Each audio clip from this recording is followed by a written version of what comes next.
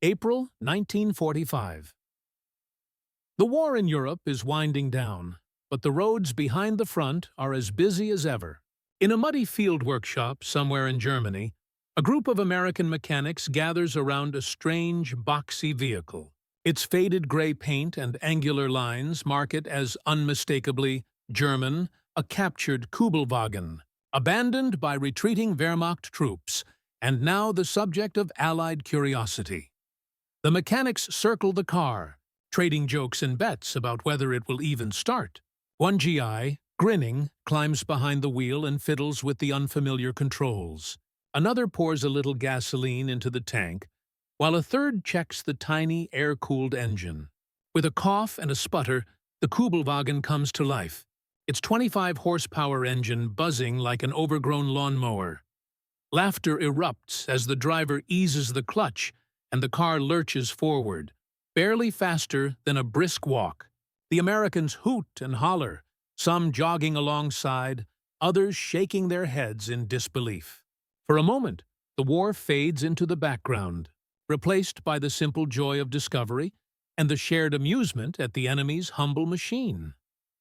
By the spring of 1945, the Allied armies were rolling deep into the heart of Germany. The roads behind the front lines were a patchwork of convoys, supply trucks, ambulances, and the ever-present motor pools that kept the war machine moving. For the American mechanics assigned to these rear areas, the job was relentless. Jeeps, trucks, and tanks arrived battered and broken, needing everything from quick field repairs to complete overhauls. The mechanics worked in mud, rain, and the constant din of engines, their hands stained with oil and their minds always on the next job. The rapid advance across Europe brought with it a flood of captured equipment. German vehicles, trucks, motorcycles, even the occasional staff car, were abandoned in ditches, left behind in villages, or seized from surrendering units. For the GIs, these machines were both a curiosity and a challenge. Some were pressed into service as makeshift transports or runabouts for officers. Others were cannibalized for parts, their engines and wheels stripped to keep Allied vehicles running. The mechanics, many of whom had grown up tinkering with cars back home, relished the chance to examine enemy engineering up close. They compared notes, swapped stories, and sometimes held informal competitions to see who could get a captured vehicle running first. The work was demanding, but it was also a rare opportunity for levity in a world otherwise defined by hardship and loss. The Kübelwagen, or Volkswagen Type 82, was a frequent sight among the spoils of war. Designed by Ferdinand Porsche and built by Volkswagen, it was the German answer to the American Jeep, a light, versatile utility vehicle intended for everything from reconnaissance to troop transport. Its simple, rugged construction made it easy to maintain, even in the harshest conditions. But to American eyes, the Kübelwagen seemed almost comically underpowered. Its tiny, air-cooled engine produced just 25 horsepower, barely enough to move the car at highway speeds. For the mechanics, the Kübelwagen was a puzzle and a punchline. They marveled at its lightweight frame, its minimalist controls, and its ability to keep running on the barest minimum of fuel and maintenance. But they also laughed at its lack of speed and power, joking that it was more suited to a Sunday picnic than a battlefield.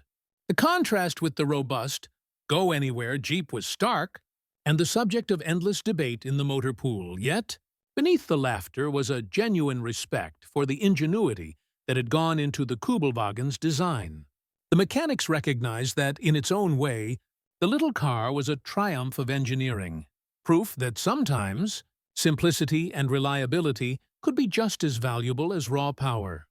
As the war drew to a close, the captured Kübelwagens became a fixture in Allied camps.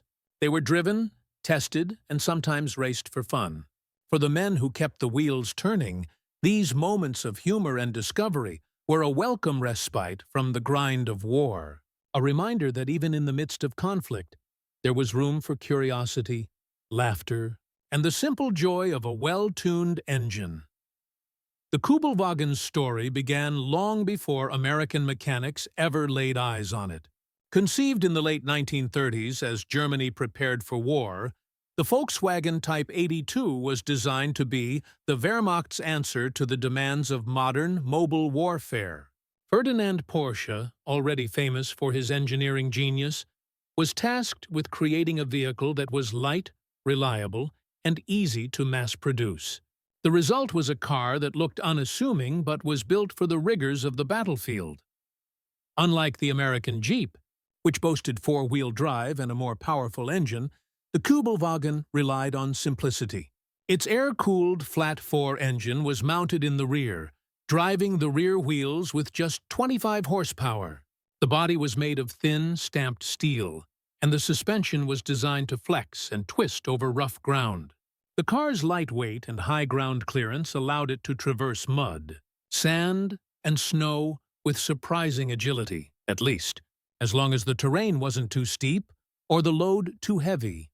For German soldiers, the Kübelwagen was a familiar sight from the deserts of North Africa to the forests of the Eastern Front. It served as a staff car, ambulance, radio vehicle, and even a makeshift troop carrier. Its mechanical simplicity meant that it could be repaired with basic tools, and its fuel efficiency was a blessing in a war where supply lines were always under threat. Yet, it was never loved in the way the Jeep was by American GIs. The Kübelwagen was utilitarian, not iconic, a workhorse rather than a symbol. When American troops first encountered the Kübelwagen, their reactions were mixed. Some were impressed by its ruggedness and the cleverness of its design. Others couldn't help but laugh at its modest power and Spartan interior. The Jeep, with its robust four-wheel drive and peppy engine, seemed a world apart. GIs joked that the Kübelwagen was the only car that could be outrun by a marching band, or that it was perfect for sneaking up on the enemy, because they'd never hear it coming over the sound of their own laughter. Despite the jokes, the Kübelwagen quickly found a place in Allied hands. Mechanics were eager to test its limits, and officers appreciated its reliability for short trips around the rear areas. Some units even painted captured Kübelwagens with Allied markings and used them for reconnaissance or as runabouts for senior staff. The car's unassuming appearance sometimes allowed it to slip past enemy lines, though this was always a risky proposition. The contrast between American and German vehicle philosophy was stark. The Jeep was a product of American industry, overbuilt, adaptable, and designed for mass production. The Kübelwagen, by contrast, was a study in German efficiency, light, economical, and engineered to do more with less. For the mechanics who worked on both, the experience was a lesson in the different ways nations approach the challenges of war. As the Allies advanced deeper into Germany, the number of captured Kübelwagens grew. Some were carefully maintained and kept running for months. Others were driven until they broke down, then cannibalized for parts or abandoned. But every mechanic who got behind the wheel came away with a story of laughter, surprise, and a grudging respect for the little car that could. The stage was set for a moment that would become legend in the motor pool. The day American mechanics took a captured Kübelwagen for a spin and discovered just how much fun and how much laughter could be found in 25 horsepower. For the American mechanics stationed behind the front, war was a constant cycle of challenge and camaraderie. Their days began before dawn, with the sound of engines coughing to life and the clatter of tools on metal. They worked in all weather, their hands numb from cold or slick with sweat, patching up jeeps, trucks, and tanks battered by the relentless advance. The work was dirty, demanding, and often thankless, but it was also a world apart from the chaos of the front lines. Humor was their shield against fatigue and fear. Mechanics swapped jokes about officers who couldn't drive, about the quirks of different engines, and about the endless parade of field repairs that seemed to defy the laws of physics. When a captured Kübelwagen rolled into the workshop, it was greeted with a mix of curiosity and mischief. The men gathered around, poking fun at its boxy shape and tiny engine. Bets were made about whether it would even start, and who could coax the most speed out of it. The first test drive was a spectacle. The driver, grinning from ear to ear, revved the engine and lurched forward. The car's 25 horsepower, barely enough to stir up a rooster tail of mud. Mechanics jogged alongside, laughing and shouting encouragement. Someone produced a stopwatch, timing the Kübelwagen as it struggled to complete a lap around the field. The verdict was unanimous. It was slow, underpowered, and absolutely hilarious. But it was also, in its own way, a marvel. A machine that had survived the worst the war could throw at it. And still kept running. Captured vehicles were more than just curiosities. They were valuable assets in the hands of resourceful soldiers. American units often pressed German trucks, motorcycles, and even tanks into service, using them for everything from supply runs to reconnaissance. The Kübelwagen, with its reliability and fuel efficiency, was especially prized for short trips around the rear areas. Its unassuming appearance sometimes allowed it to slip past enemy patrols, though this was always a risky gamble. The use of enemy vehicles was not without its dangers. Allied command issued strict guidelines about marking captured equipment to avoid friendly fire. Mechanics painted white stars, or bold U.S. letters, on the doors and hoods of Kübelwagens, making sure they stood out from a distance. Even so, there were stories of near misses, of MPs stopping a Kübelwagen at a checkpoint, only to discover a group of grinning GIs behind the wheel. Field improvisation was a hallmark of the Allied advance. Mechanics swapped parts between jeeps and Kübelwagens, experimented with different fuels, and even rigged up hybrid vehicles when supplies ran short. The Kübelwagen's simplicity made it easy to repair, and its lightweight meant it could be manhandled out of mud or ditches with a few strong backs. For the men who kept the Kübelwagen was a study in German engineering philosophy. Its air-cooled, flat-four engine was simple, robust, and easy to maintain. The rear-mounted engine and lightweight body gave it surprising agility on rough ground, even without four-wheel drive. The suspension was designed to flex and absorb shocks, and the car's high ground clearance allowed it to traverse mud, sand, and snow with ease. Compared to the American Jeep, the Kübelwagen was less powerful but more economical. It could run on low-octane fuel, required minimal maintenance, and was easy to repair in the field. The controls were basic, the interior Spartan, and the overall design focused on function over comfort. For American mechanics, the Kübelwagen was both a puzzle and a lesson, a reminder that sometimes less really was more. The laughter that greeted the Kübelwagen's first test drive was genuine, but so was the respect.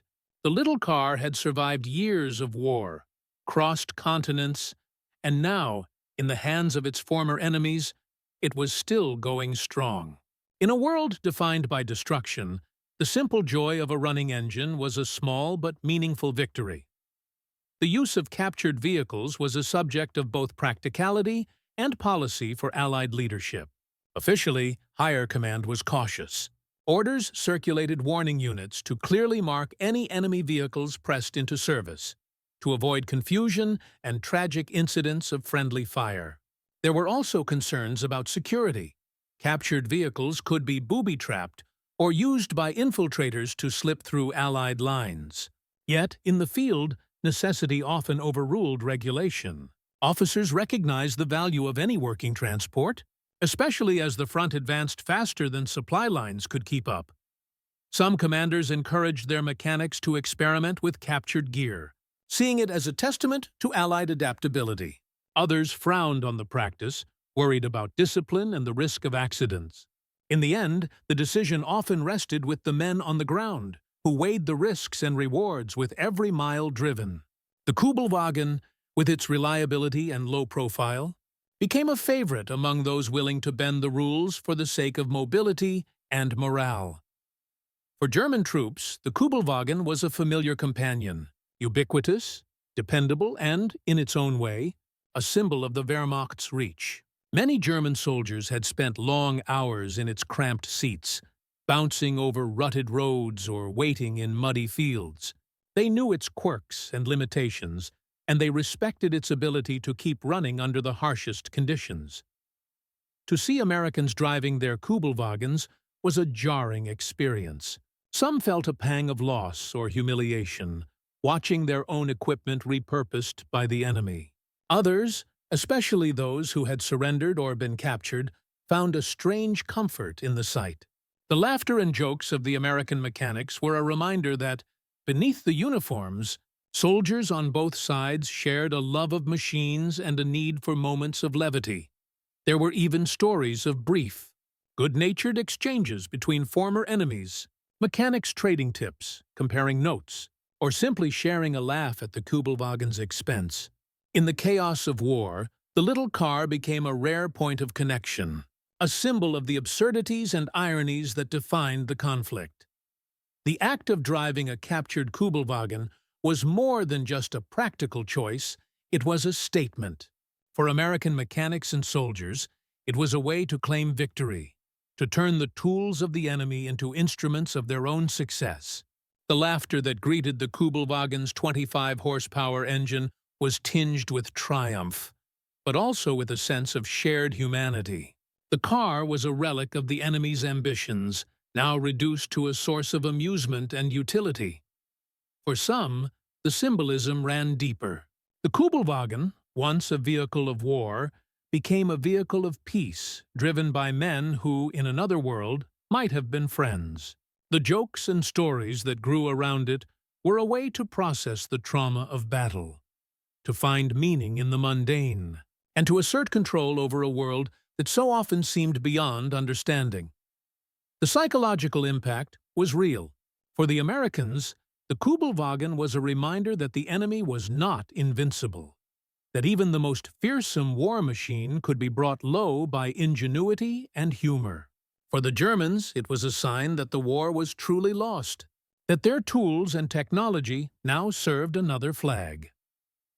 In the end, the Kübelwagen's journey from the hands of the Wehrmacht to the laughter of American mechanics was a microcosm of the larger war, a story of adaptation, resilience, and the enduring power of the human spirit to find light, even in the darkest times.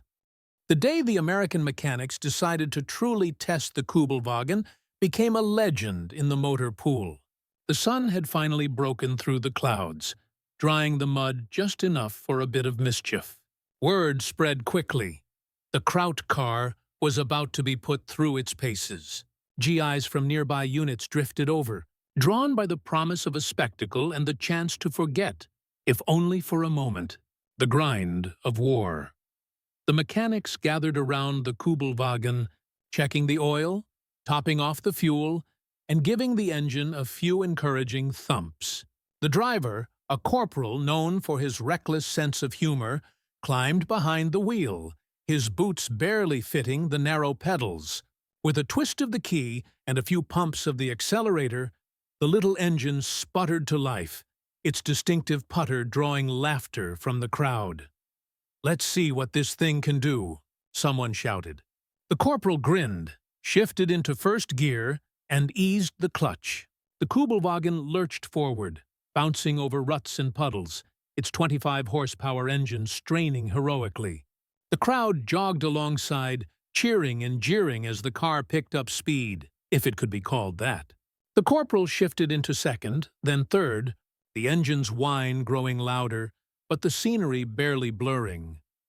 The mechanics had set up a makeshift course, a loop around the field, a dash through a shallow creek, and a final sprint past the workshop. The Kübelwagen handled the bumps with surprising grace, its suspension flexing over the rough ground. It splashed through the creek, water spraying up over the fenders, and chugged up the far bank with determination. The crowd roared with approval, some waving their caps, others timing the run with stopwatches and exaggerated seriousness. As the Kübelwagen completed its lap, the corporal slammed on the brakes, skidding to a halt in a shower of mud. He leapt out, arms raised in mock triumph, as the crowd erupted in applause and laughter. Someone handed him a trophy, an empty ration tin nailed to a stick. The mechanics crowded around, slapping the Kübelwagen's hood and trading jokes about its blistering speed and unstoppable power. But beneath the laughter was a genuine sense of camaraderie. For a few minutes, the war faded into the background, replaced by the simple joy of a shared experience. The Kübelwagen, once a symbol of the enemy, had become a source of unity and amusement. The mechanics compared notes on its design, marveling at its simplicity and reliability. Some admitted, grudgingly, that the little car had earned their respect. Nearby GIs, watching the spectacle, began to see the Kübelwagen in a new light. Officers, too, took notice, some requesting a test drive of their own. The car was pressed into service for errands around the camp, its distinctive shape and sound making it a familiar sight. Stories of the test drive spread quickly, growing in the telling. Soon, every unit in the area had heard about the race and the Kübelwagen's unlikely performance. The practical lessons were not lost on the mechanics. They noted how easy the car was to repair, how little fuel it used, and how well it handled rough ground. Some even suggested that the army could learn a thing or two from German engineering. The Kübelwagen became a fixture in the workshop, a reminder that even in war, there was room for curiosity, humor, and the simple pleasure of a well-tuned engine. As the sun set and the crowd drifted away, the Kübelwagen sat quietly by the workshop, its engine ticking as it cooled. The day's laughter lingered in the air, a brief respite from the hardships of war. For the men who had driven, cheered, and laughed together, the memory of the Kraut car would become a cherished story, one to be retold long after the guns fell silent. In the days that followed the Kübelwagen's legendary test drive, the little car became a fixture of camp life. Mechanics and GIs alike took turns behind the wheel, each eager to see if they could coax a little more speed or a smoother ride from the 25-horsepower engine. The Kübelwagen was pressed into every imaginable duty, ferrying officers to the command post, hauling crates of rations, even serving as an impromptu ambulance for a sprained ankle or two. Its boxy silhouette and sputtering engine became a familiar sight, drawing smiles and waves wherever it went. The stories grew with each retelling. Some claimed the Kübelwagen had outrun a jeep in a straight line, never mind the downhill slope and the helpful push from a few mechanics. Others swore it could cross mud that would bog down any American truck. The laughter was infectious, and the car's quirks, its stubborn starter, its tendency to backfire, its uncanny ability to keep running on fumes, became the stuff of legend. But the Kübelwagen's new life was not without its challenges. The mechanics quickly learned that spare parts were scarce, and improvisation was the order of the day. When the clutch began to slip, they fashioned a replacement from Jeep components and a bit of wire. When the headlights failed, they rigged up a set of GI-issue flashlights. Each repair was a small victory, a testament to the ingenuity and resourcefulness that defined the Allied motor pools. The car's presence also had a subtle effect on morale. For the mechanics, it was a welcome distraction from the endless cycle of repairs and the ever-present tension of war. For the infantrymen and officers who rode in it, the Kübelwagen was a symbol of Allied progress, a tangible reminder that the enemy was on the run, and that even the tools of war could be repurposed for a bit of joy. The laughter and camaraderie that surrounded the car helped knit the unit together, turning strangers into friends and easing the burdens of the campaign. Not everyone was amused, of course. A few officers grumbled about the risks of using enemy equipment, and the quartermaster's staff worried about the paperwork. But even the skeptics had to admit that the Kübelwagen had earned its place in the camp. When a visiting general asked for a tour of the workshop, the mechanics proudly showed off their prize, recounting the story of the test drive and the car's unlikely survival. Eventually, the Kübelwagen's luck began to run out. A broken axle, a cracked cylinder head, and the lack of proper parts made repairs harder and harder. The mechanics did what they could, but the car spent more and more time parked at the edge of the workshop, its engine silent. Still, no one was willing to give up on it entirely. The Kübelwagen became a mascot of sorts, its battered frame a reminder of the ingenuity and humor that had carried the unit through some of the war's darkest days. As the front moved east and the war drew to a close, the stories of the Kübelwagen spread far beyond the camp. Letters home described the Kraut car and its adventures, and the legend grew with each telling. For the men who had driven it, repaired it, and laughed at its quirks, the Kübelwagen was more than just a captured vehicle. It was a symbol of resilience, adaptability, and the enduring power of a good joke. In the end, the Kübelwagen's fate was sealed not by enemy action, but by the relentless march of time and the demands of the campaign. When the unit finally moved out, the mechanics gathered for one last photo with their unlikely companion. They left the car parked by the workshop, its hood propped open and a hand-painted sign on the windshield. Still running? Just barely. The Kübelwagen's story would live on in the memories of those who had known it, a legend passed down through generations of mechanics and soldiers. In a war defined by destruction, it was a small, stubborn reminder that sometimes the best victories are measured not in miles or medals, but in laughter and the bonds forged along the way. As the war in Europe drew to a close, the story of the captured Kübelwagen became a favorite in the Allied motor pools. Mechanics and drivers who had known the little car swapped tales of its exploits, embellishing the details with each retelling. The Kübelwagen's 25-horsepower engine became a running joke, a shorthand for anything that was underpowered but stubbornly reliable. In letters home, GIs described the car's quirks and the laughter it brought, often including sketches or photographs of the battered vehicle surrounded by grinning soldiers. Officially, the Kübelwagen was just another piece of captured enemy equipment, logged in the records and eventually left behind as the front advanced. But in the unofficial history of the unit, it was much more. The car's presence in the camp had provided a rare source of amusement and pride. It had been a test bed for mechanical ingenuity, a mascot for the motor pool, and a symbol of Allied adaptability. The mechanics who kept it running took pride in their work, knowing they had coaxed every last mile from a machine never meant for their hands. The Kübelwagen's story also found its way into after-action reports and regimental newsletters. Officers noted the morale boost it provided, and some even suggested that the Army could learn from its simplicity and efficiency. The car's ability to run on low-octane fuel, its easy maintenance, and its surprising durability were all cited as lessons for future vehicle design. In a war where supply lines were often stretched thin, the Kübelwagen's frugality was a point of grudging respect. As the unit moved on, the Kübelwagen was eventually left behind, its engine finally silent, its tires worn to the cords. But the legend endured. Mechanics who had worked on it carried the story with them to new assignments, and the tale of the Kraut car was retold at reunions and in post-war memoirs.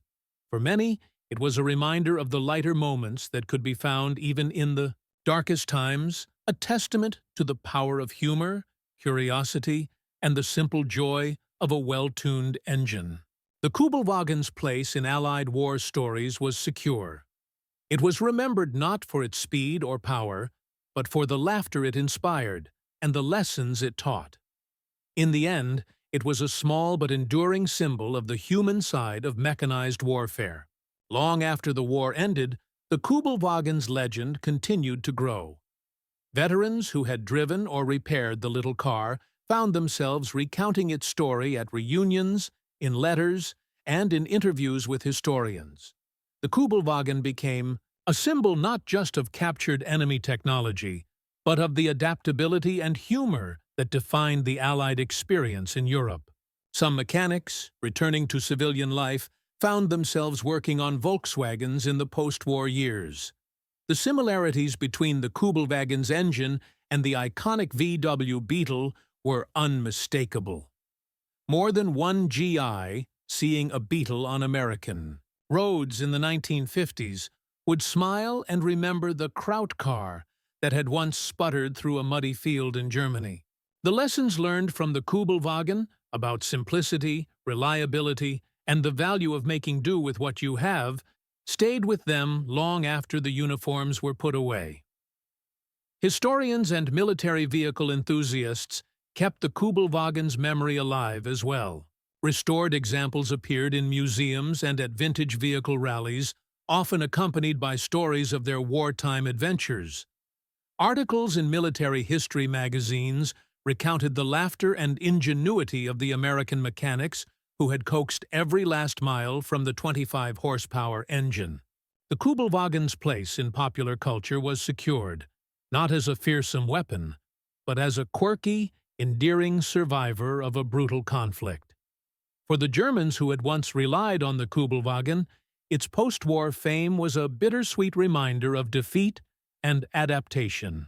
Some former Wehrmacht drivers expressed surprise and amusement at the affection shown by their former enemies for the humble vehicle. In rare moments of post-war reconciliation, American and German veterans swapped stories about the car, finding common ground in their shared experiences behind the wheel. The Kübelwagen's journey from the hands of the Wehrmacht to the laughter of American mechanics was a microcosm of the larger story of World War II. It was a tale of loss and adaptation, of technology repurposed and memories transformed. In the end, the Kübelwagen was more than just a vehicle. It was a symbol of the resilience, resourcefulness, and humanity that carried soldiers through the darkest days of war. History often remembers war for its destruction, its suffering, and the relentless march of armies. Yet, within the chaos and hardship, there are moments that reveal the enduring spirit of those who serve. The story of the captured Kübelwagen, laughed at for its humble 25-horsepower engine, reminds us that even in the darkest times, curiosity, humor, and ingenuity can thrive. For the American mechanics who coaxed the little car to life, the Kübelwagen was more than just a trophy of war. It was a puzzle to be solved, a source of laughter, and a rare opportunity to bridge the gap between enemy and ally through the universal language of machines. Their laughter was not just at the expense of the enemy, but a release from the tension and fatigue of endless repairs and the uncertainty of the front. The Kübelwagen's journey from the hands of the Wehrmacht to the muddy fields of an Allied motorpool is a testament to the adaptability and resilience of soldiers in wartime.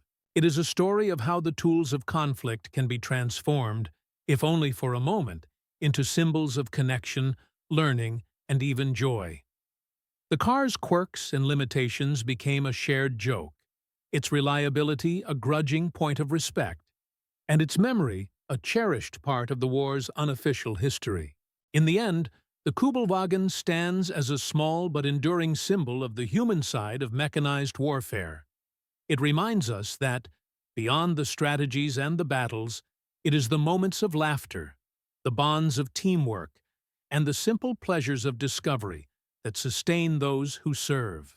Even in war, a 25-horsepower engine can carry a lifetime of stories.